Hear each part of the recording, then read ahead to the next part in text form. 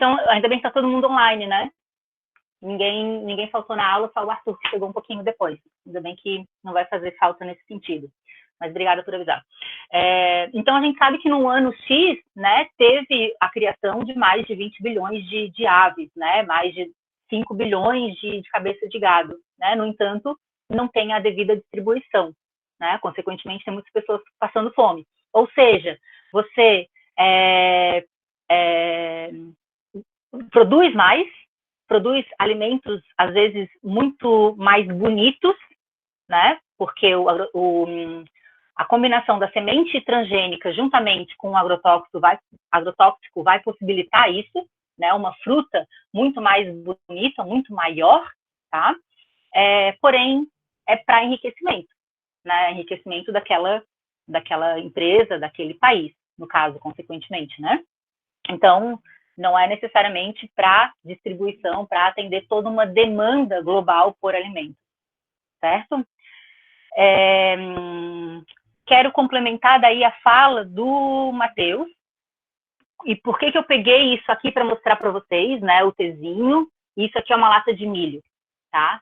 Porque hoje, basicamente, todo milho plantado, e vocês sabem que, pegando lá no gráfico de vocês, vocês vão ver que o Brasil planta muito milho, né? Que a produção geral, dá uma olhada lá na página 67, tá?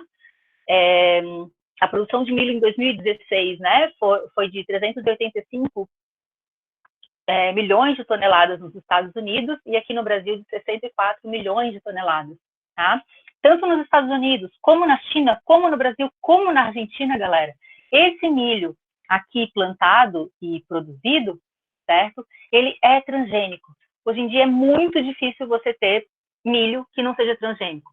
Você vai encontrar, às vezes, em casas de produto natural, como, por exemplo, no Casarão Orgânico, ali perto da Escola Engenho, né? Uma farinha de milho para fazer um bolo de milho, né? Ou lá é até difícil de encontrar. É mais fácil a farinha de milho para fazer uma polenta, para fazer um bolo, no caso, um doce, tá? Mas, de modo geral, no mundo todo, o milho produzido ele é transgênico, né? E daí, olha só, vocês acham que é importante sinalizar que é transgênico? Colocar um P na embalagem? Sim, porque se a pessoa não quiser comprar um produto de origem transgênica, ela tem esse direito, né? De saber a origem, como é que foi produzido. Galera, é óbvio que sim, a gente tem que saber aquilo que a gente consome. Não é à toa que eu faço lá no 6º ano, quando eu trabalho em agricultura, eu peço para eles tirarem uma foto do prato deles e pesquisarem, de onde é que veio o arroz, né? Daí eles vão lá ver a indústria que fez o arroz e plantou aonde o arroz, né? Ou o frango, ou o que estava no prato deles.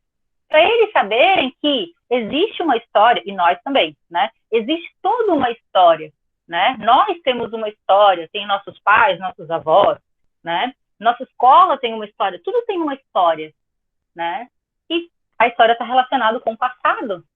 Então, eu saber que eu compro algo transgênico é fundamental, porque eu quero saber a história daquele produto, entre aspas, certo?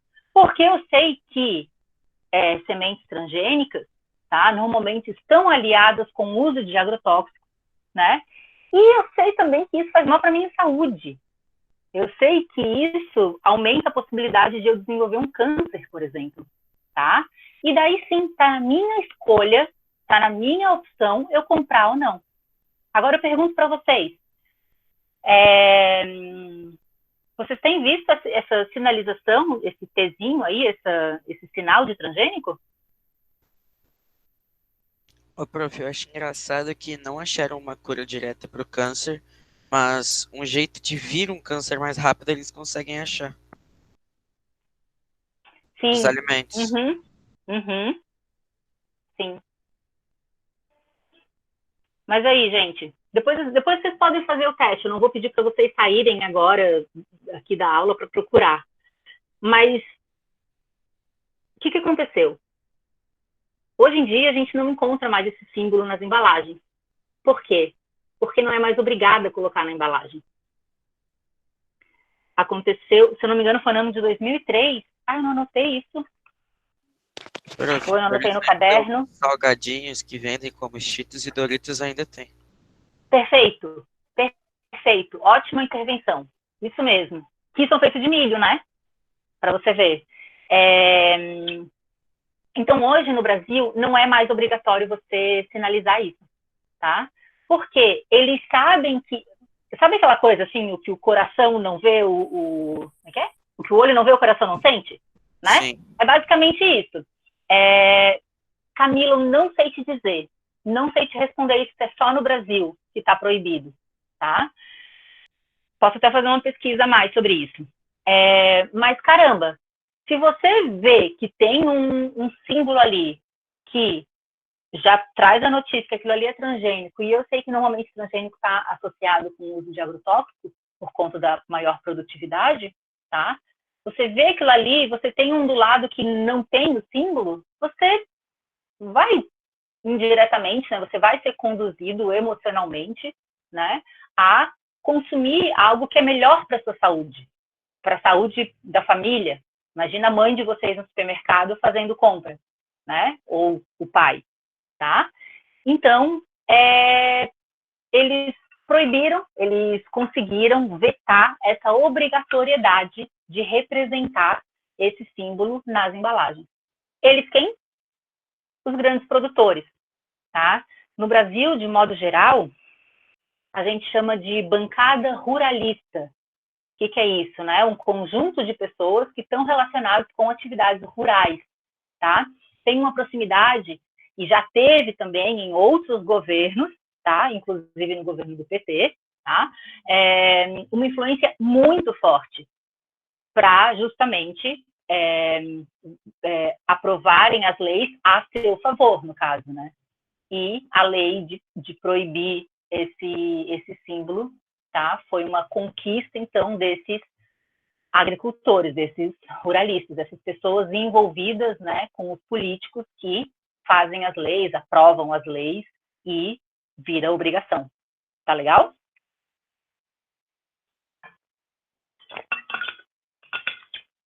Galera, quero falar de uma situação atual. Já ouviram falar que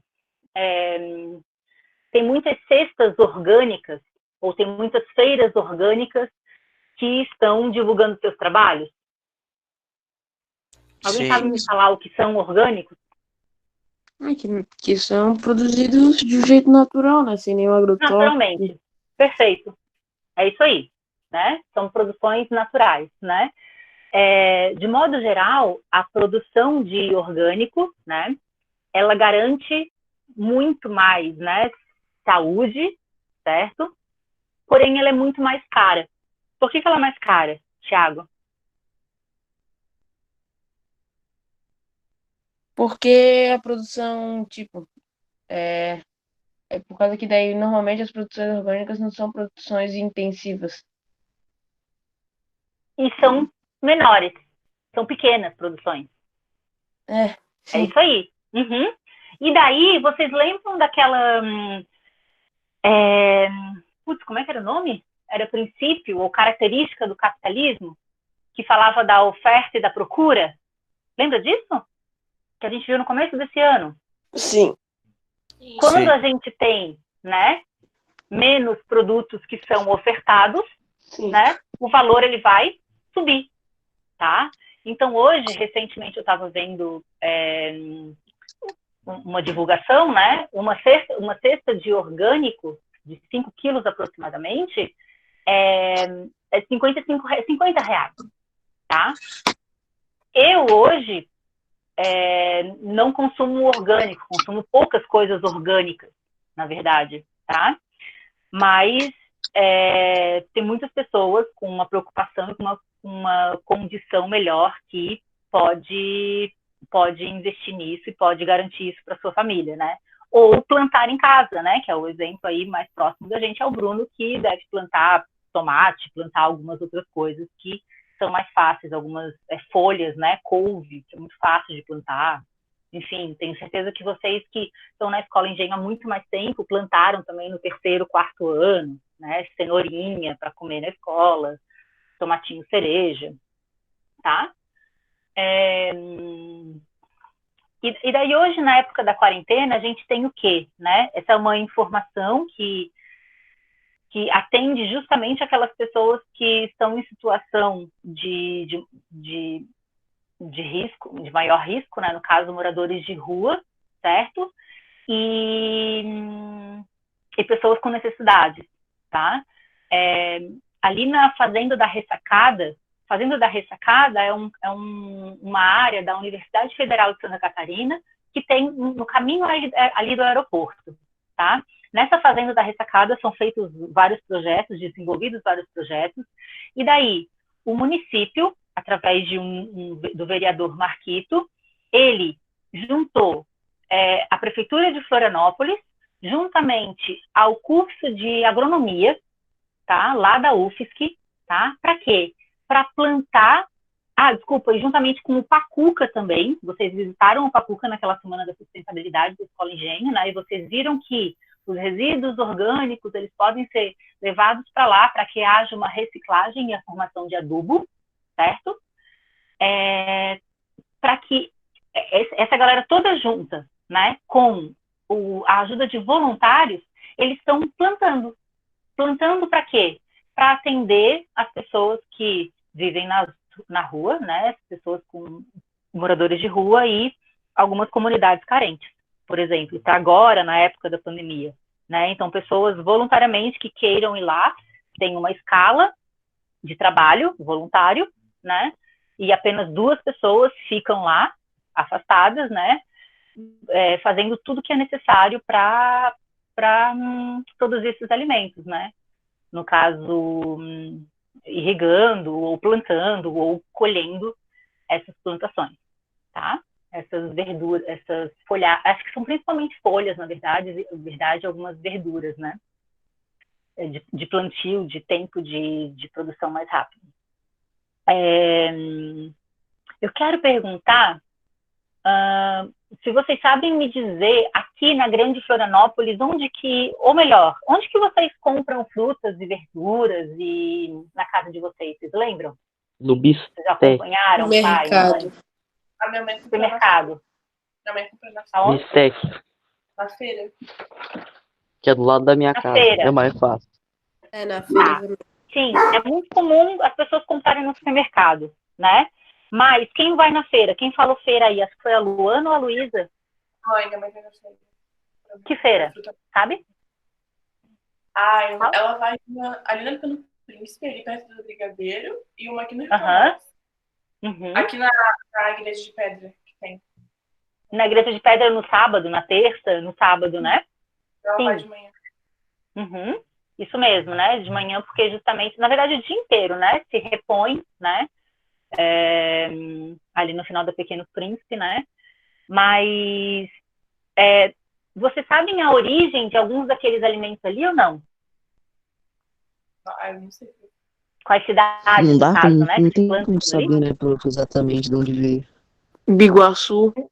Não tem etiqueta, né? Mas se a gente pensar, e o Thiago deu uma pista aí, ó, na Grande Florianópolis, né? A Grande Florianópolis envolve muitos municípios, tá, gente? Palhoça, São José, Santo Amaro, certo? Na região de Biguaçu, na verdade, um pouquinho mais para cima, um pouquinho mais para dentro, né? Em Antônio Carlos, tá? Antônio Carlos, esse mesmo, eu tava esquecendo o nome. Antônio Carlos, a gente tem uma produção muito grande. Eu conheço pessoas que moram lá, né, que trabalham com plantação de folhas, tá? Então, couve, brócolis, enfim, muitas pessoas que plantam, que vivem lá, né, vivem então para abastecer a cidade. Eu não sei se eu cheguei a trabalhar com vocês uma frase que falava: se o campo não planta, a cidade não janta. Falei isso para vocês alguma vez? Falasse isso no 7º ano. Isso. Então, gente, essa é uma relação muito próxima que a gente tem, né? Antônio Carlos é uma cidade, é um município que tem, sim, características urbanas, né? Mas grande parte dele, e justamente pelo solo e pela disponibilidade de água, que é muito grande, tá certo? A gente vai encontrar grandes produtores de cultivos agrícolas, certo? Consequentemente, esse é um exemplo de que esse campo, né, que está na Grande Florianópolis, que está próximo, mas que está afastado, né, é um próximo perto, vai plantar para que a gente possa jantar, entre aspas, né, para que a gente possa comer. Então, né, o que eu quero falar mais sobre isso? Eu quero que a gente avalie ali.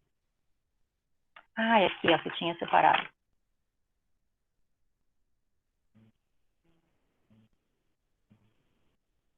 Uhum.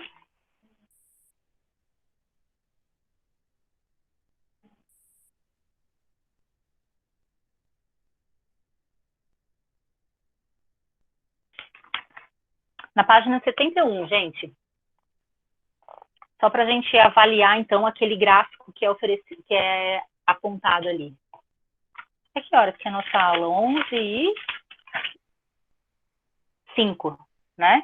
11h05. Tá. Na página 71, onde tem aquele gráfico ali.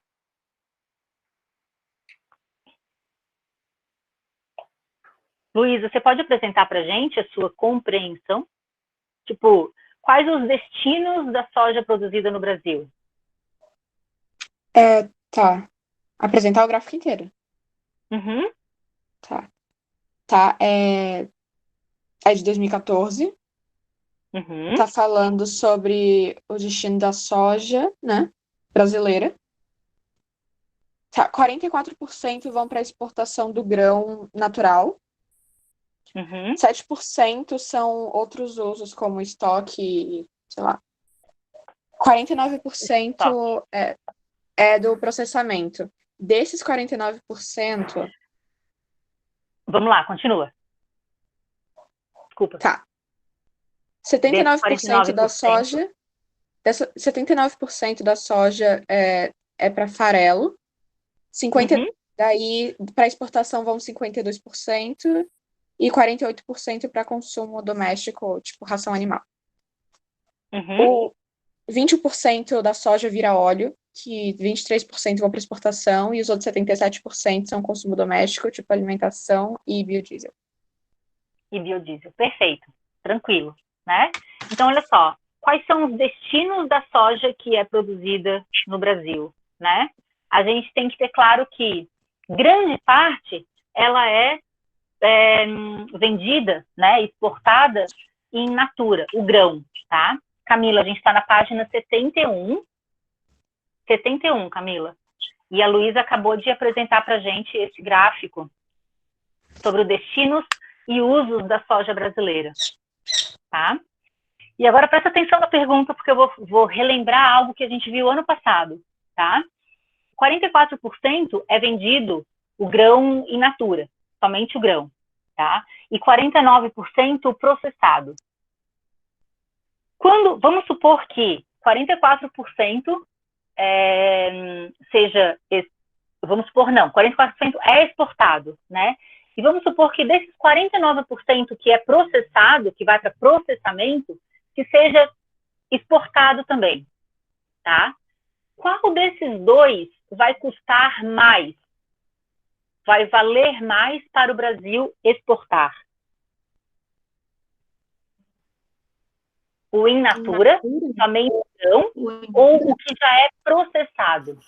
O farelo ou o processado, por quê? Porque tem mais o preço do processamento. Perfeito. Tem o valor agregado. Quem falou? Estela. Obrigada, Estela. Sim, tá? E daí, vocês vão ver que... Vocês vão lembrar, na verdade... Tudo bem, Arthur. Que bom que você voltou. Vocês vão lembrar do ano passado, quando a gente trabalhou balança comercial positiva e balança comercial negativa, superávit e déficit, né? Que exportar algo in natura, somente o grão, somente o minério de ferro, né? Somente o grão de soja, não tem valor agregado. Então, é muito mais barato, ganha-se muito menos, tá? Do que vender, né, do que exportar algo que é processado, ou seja, um farelo de soja ou um óleo de soja. Tá legal? Por que eu fiz essa relação, galera? Como vocês podem ver nas páginas seguintes, tá? O próximo tema, o capítulo 7, é comércio internacional. É exatamente isso, mas a gente já trabalhou isso no 8º ano, tá? Então, a gente não vai repetir em aula esse tema aqui, mas eu preparei um questionário para vocês responderem com base nesse capítulo aqui, que vocês vão me enviar pelo Google Form, né, um formulário do Google. A maioria das perguntas são objetivas, então é muito claro, é muito fácil de responder. Ele vai valer uma pontuação para vocês, tá? Porque daí, na sequência, a gente começa um outro assunto, tá beleza? Eu só quis fazer essa relação aqui para ver se vocês se recordavam, né? A Estela veio aqui e falou, né? Mas eu imagino que agora, com a minha explicação, tenha ficado um pouco mais claro, né? Ou seja, a gente pode falar... Agora, vamos para o exemplo aqui real, né? Desse farelo aqui do processado, que foi processado, no caso dessa soja processada, né? 52% foi para exportação, tá? E dali do óleo foi 23% para exportação, né? Se a gente pegar o valor de 52, na verdade é um valor bem bom, né? Foi vendido com valor agregado, né? E valeu, na verdade, né? Talvez quase que como os 44% que está ali em cima, né? Que foi a exportação do grão in natura, tá?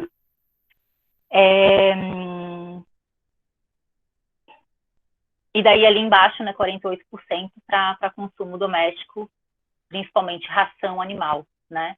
Na verdade, de modo geral, muito do que a gente planta, ele serve de alimento não para nós, né? Mas para ração, principalmente para esses pecuaristas que criam aves ou criam outros ovinos, né? Ou caprinos, enfim, suínos, tá? Ainda no território brasileiro, tá?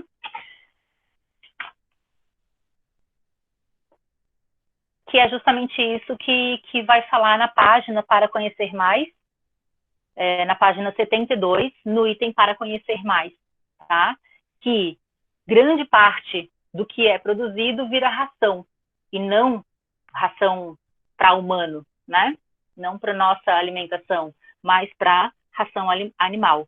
Então, a pecuária ele é um setor da economia, eu estou ali no parágrafo 2º, tá? A pecuária é um setor da economia brasileira com maiores custos em termos de perda de capital natural.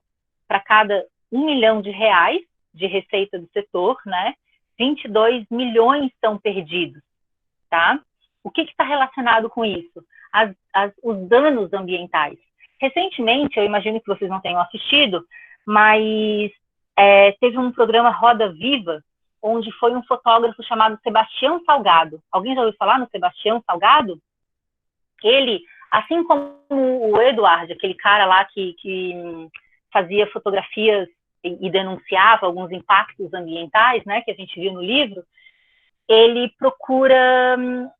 O trabalho dele, na verdade, também busca valorizar atualmente busca valorizar as tribos indígenas, né, mas ele também denuncia muito com as imagens fotográficas dele, certo?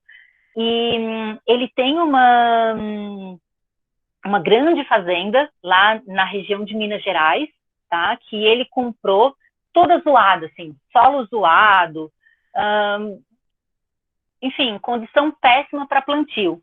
E ele investe, eu peguei um dado aqui, ó, ele investe cerca de $20 mil o hectare para plantar espécies nativas, para ter com espécies da floresta atlântica, para ter uma floresta nativa novamente naquela região ali.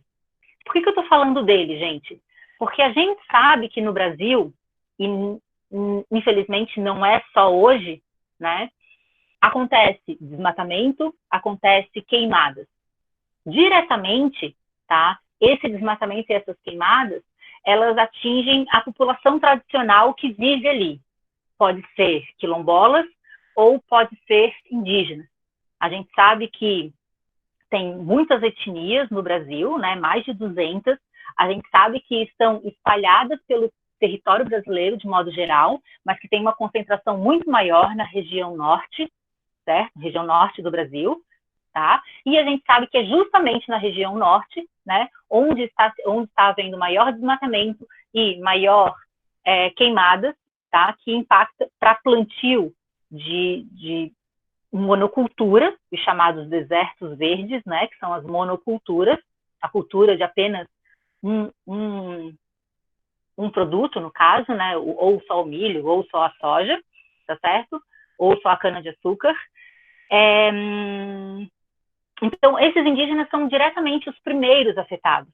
Mas, na sequência, tá? Eles afetam o solo, eles afetam a água que é distribuída, eles afetam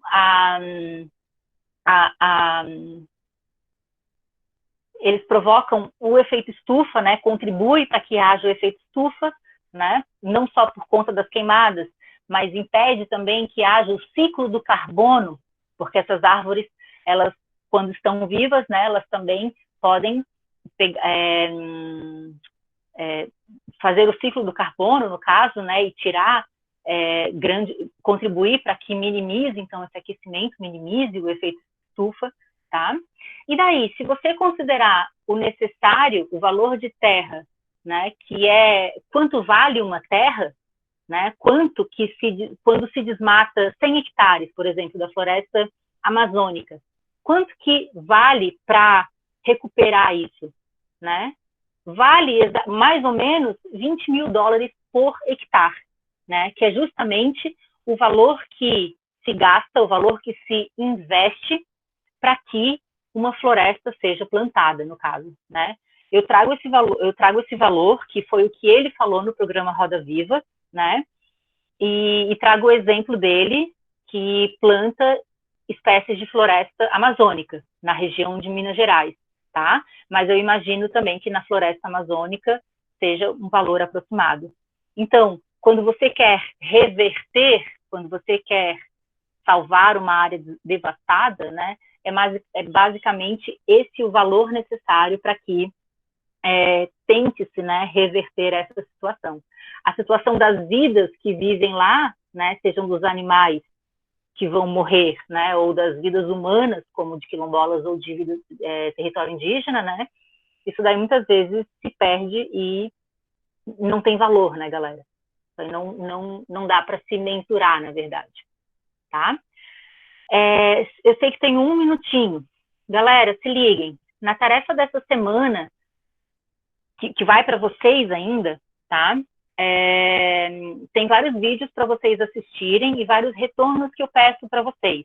Tá muito simples e tá muito interessante, tá? Não deixem de assistir aos vídeos. Outra situação, eu recebi poucas tarefas dessa semana que está se encerrando agora, da semana 9. Então, quem não fez ainda, o prazo era até hoje, antes da aula, tá? Quem não fez ainda, por favor, faça e me envie. As perguntas? As perguntas, isso. Tem muita gente que não mandou. Eu te mandei, né? Eu entendi o seu, Luana. Desculpa a minha intervenção ali, depois eu me desculpei, tá? Tá. Galera, é isso, tá? Bom final de semana para vocês. A gente vai finalizar na próxima aula esse capítulo aqui e logo na sequência vem o questionário lá que eu falei para vocês responderem, tá bom? Bom final de semana, se cuidem. Tchau, prof. Tchau, prof. Tchau, tchau. Tchau. Falou. Tem que gravar. Prof, Oi? tem que parar de gravar.